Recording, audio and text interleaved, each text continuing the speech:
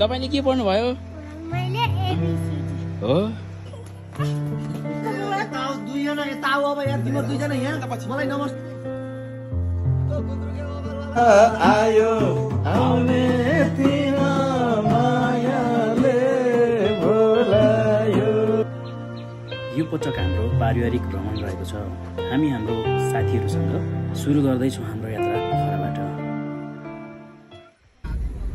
करिब 7 बजीतिर हामी साथीहरूसँग पोखरा नजिकै रहेको लुवाङ भिलेजतर्फ लाग्यौँ। ग्रामीण सडक र खोल्साहरू छिचल्दै हामी अगाडि बढिरह्यौँ।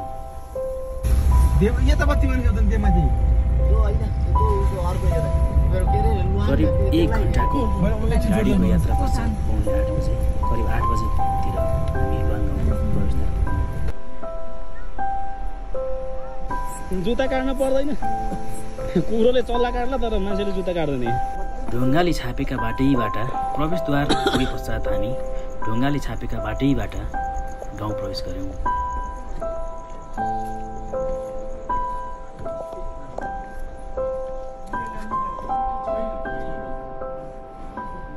गाउँ पुगेपछि हाम्रा साना साथीहरू दिनभरिको थकान बिर्सिएर खुसीले नाच्न थाले, खेल्न थाले।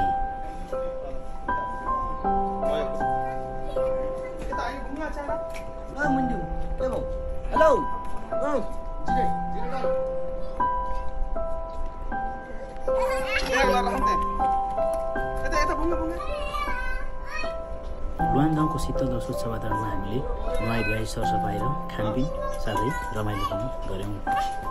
एउटा पानी ल्याउ न।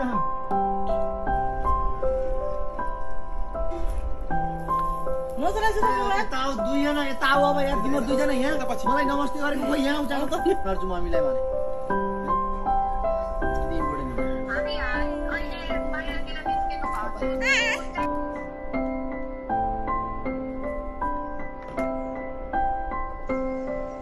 बिहान उठेर माछा पुच्छ्रेको काखैमा रहेको हावापानी गाउँघरसँगै हामी खाजा खाएर डाँडामा रहेको अन्नपूर्ण चियाबारीतर्फ लाग्यौँ।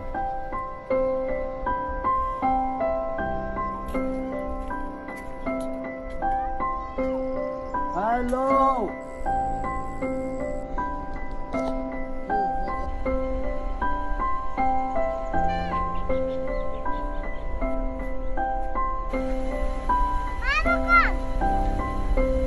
यो तेर्पे भनेको चाहिँ के हो दाजु? तरपाई छ। अनि अरू कस्तो छ? सकेपछि हजुर बाटो ठ्याक्क सकिन्छ नि त्यहीँ पुऱ्याइदिन्छु। हजुर अनि त्यहाँबाट चाहिँ ठ्याक्कै के अरे चिया बगान आउँछ। ठिक छ। चियाबारी पुग्ने छोटो बाटो पदमार्गमा हिँड्न खुबै रमाइलो र आनन्द भयो।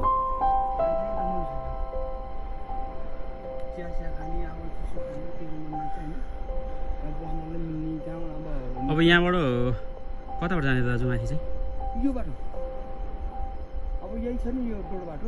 हजुर यो चिया बगानबाटै त्यो के अरे छेउछाउबाट जाने हो क्या। ठ्याक्क उहाँ रुख छ नि दुईवटा रुख। हजुर हजुर त्यो दुईवटा रुखमै ठ्याक्क निस्केपछि हाम्रो बाटो सास्तामा ए यो माथिको दुईवटा रुखबाट निस्केपछि चाहिँ जाने हो बाटै छ। ए अनि माथि हाइटमा जानुहोस् तल होटलमा जानु कहिले माथिको त्यो ठुलो होटलमा जानु। त्यस क्षण त्यहाँ हामीलाई गाउँका दाजुले गाउँको बारेमा केही जानकारीहरू दिनुहुँदै पदमार्ग पहिल्याउनको निम्ति सहयोग समेत गर्नुभयो। हाम्रो यो के अरे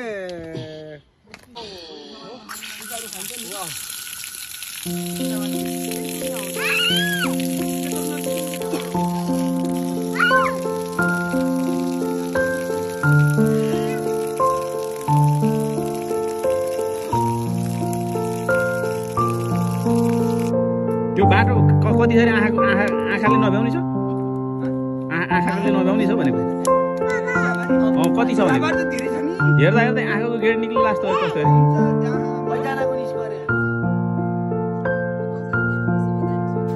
हाम्रा साथीहरू र हामीले रुचि अनुसारको आफ्नो फोटो खिच्दै भिडियो गर्दै र रमाइलो गर्दै उकालो निस्कँदा हाम्रा साना साथीहरूले समेत खुब रमाइलो गरे।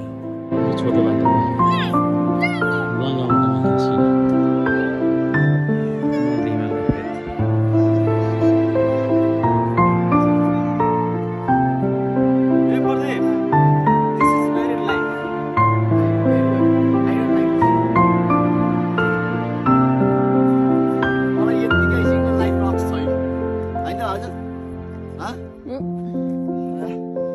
शरीर बोक्नै पर्छ भन्नु नि हिँडे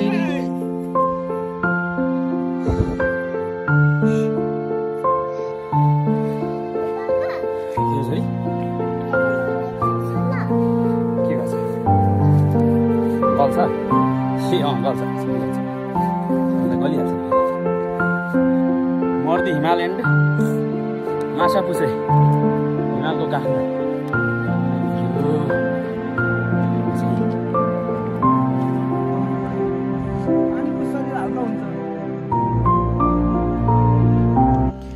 अन्नपूर्ण चियाबारी पुगेर हामीले रमाइलो गऱ्यौँ, हामीले नाच्यौँ, गायौँ, स्थानीय परिकारहरू खायौँ, त्यहाँका मानिसहरूसँग कुराकानी गऱ्यौँ, गफ गऱ्यौँ र हामीले रमाइलो गऱ्यौँ।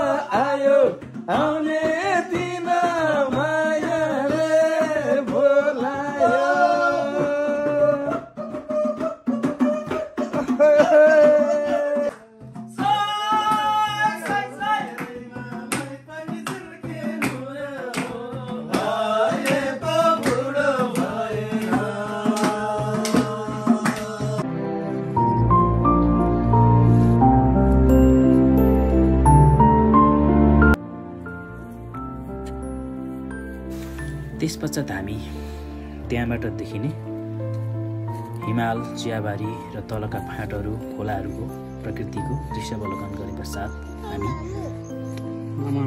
गाउँतिर लाग्यौँ।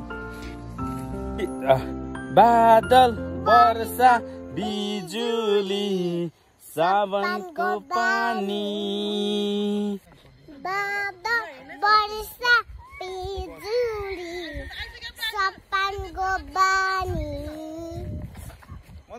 चिसो चिसो मौसम छ, तातो जवानी, हे मुटु मेरो डुङ्गा छ थाल, हो मुटु मेरो दुख्न छ थाल, के होला भन न मायाको ओखती। हाम्रा साना साथीहरू समेत ढुङ्गाले छापेको पदयात्रामा खुब उत्साहित हुँदै दौडिए।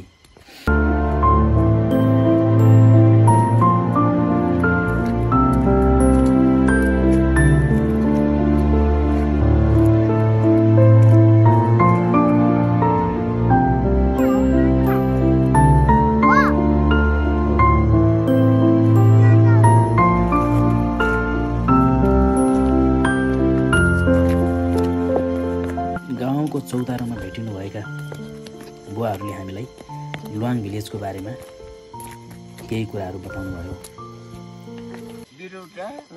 अनि बाबु एउटा बाबुको यो बाबु त खोटाङ माखाबाट खोटाङ हले हजुर खोटाङ हजुर। बुवा यो गाउँको नाम किन लुवाङ रहेको? लुवाङ भन्नाले यो एउटा गुरुङ भाषामा पनि आउँछ बाबु। हजुर गुरुङ भाषाको एउटा अलिकति सुरुमा गुरुङ भाषा आउँछ।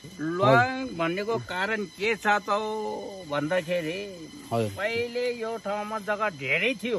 हजुर लाङफाङ भनेर त्यसो भन्यो, लाङ लाङ भन्यो अनि फाङ भन्यो, फाङ भनेन लुवाङ मात्रै भन्यो। त्यहाँ यो जग्गा चाहिँ नि यतादेखि लिएर कुचपनीसम्म, यतादेखि लिएर पनेटोसम्म भयो। हजुर त्यहाँ लाङ भन्नेको लाङ मतलब चाहिँ धेरै हो क्या, लोटिन्छ आऊ यता आऊ। लुवाङ भन्ने नै धेरै हो क्या पहिले जग्गा हो। लुवाङ भनेको धेरै हो। लुवाङ भनेकै लङ भनेको धेरै जग्गा भएर लुवाङ भनेको हो। लङफाङ भन्छ क्या, अब यो चाहिँ धेरै जग्गालाई लङफाङ भन्छ क्या।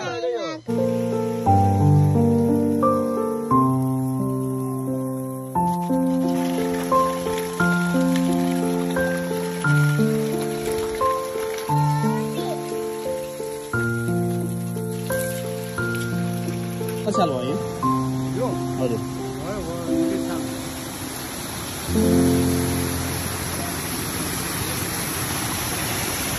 पानीले घुमाउने है।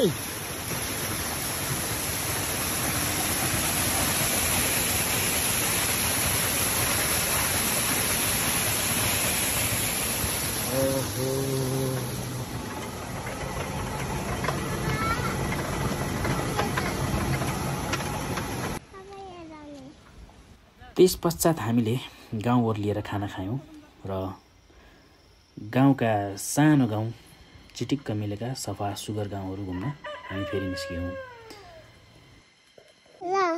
ल है सरी हिँड्ने हो कि पर्दैन? हिँड्ने हो। ल ल हिँड्नुहोस् ल। 1 2 3 4 5 6 7 8 9 10 11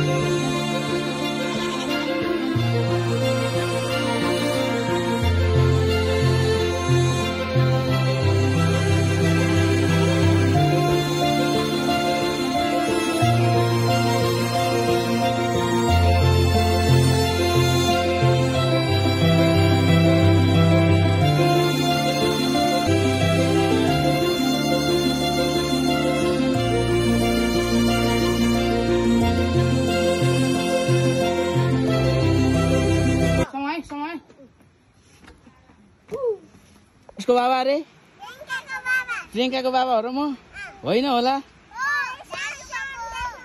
सेम सेम देख्नु भएछ। अनि तपाईँहरू कहाँ गएर आउनु भएको? स्कुल कति टाढा छ? आज के पढ्नु भयो? कलम कखरा आएका। तपाईँले के पढ्नु भयो?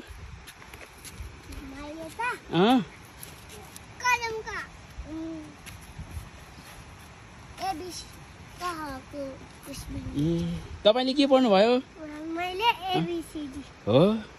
यस सुन्दर गाउँ घुमिसके पश्चात हामी हाम्रा साना साथीहरूसँगै पोखरातर्फ मोड्यौँ।